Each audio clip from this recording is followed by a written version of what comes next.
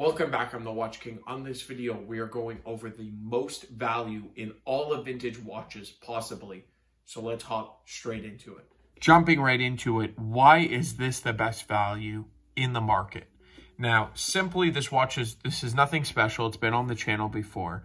Doesn't have anything unique about it. I mean, it basically has what we would call a Buckley dial with a Rolex, the painted Romans.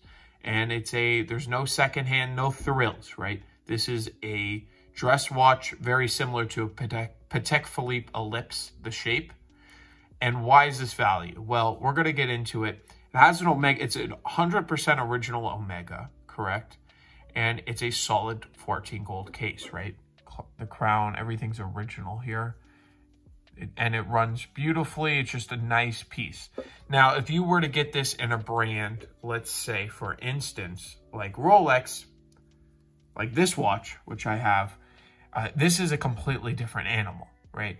The Omega was more or less mass production. I mean, there's a lot more production, so it's not just the name you're paying for. I also think the dial and the materials themselves is nicer in a Rolex. I'm just saying on this comparison, right? But that's not what we're talking about. We're talking about why this is the best deal. And some would consider the Rolex to be the best deal. So let's put this down for a second and talk about it. So putting it on the wrist, it fits great. It's super slim and has that ellipse feel. Somebody definitely could mistake this watch for an ellipse, but it's an Omega. So it's nothing to cry about and say, hey, this is not a nice watch. You know, it's still a solid gold from a high horology brand like Omega, which made very nice watches. But the trick with this, right, is the price point. This is a $600 watch. And for that literally for that type of money, if you were to go buy something modern, you would be getting something with a Seiko movement, right? Oftentimes Seiko's, basically you would be buying a Seiko or a Chinese brand that makes it, you know, with the NH35 in the back, right? That's basically what you're going to get for modern, right? So that is the true beauty about this. And this is quite possibly the best deal in vintage watches right here. Now, on the Rolex side, there's another argument. You're paying, you know, around $4,000 to $5,000, even up sometimes depending on this type of condition. This one is a beautiful piece, right?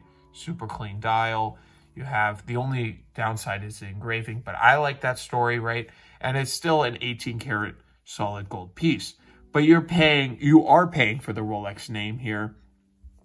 And I think it's just more of an Art Deco, nicer designed, more thought out watch than the Omega, which there's nothing wrong. And at Omega, this is not a fair comparison because Omega also made watches like the Rolex. So this is just something I want to show you, two different solid gold pieces. One, you're paying basically just for the watch. I mean, the watch you're paying for, of course, but like the gold, I don't even know what we're talking in gold here, right? So how much of the premium for the watch? Very little. Here you're going to be paying for the horology, right?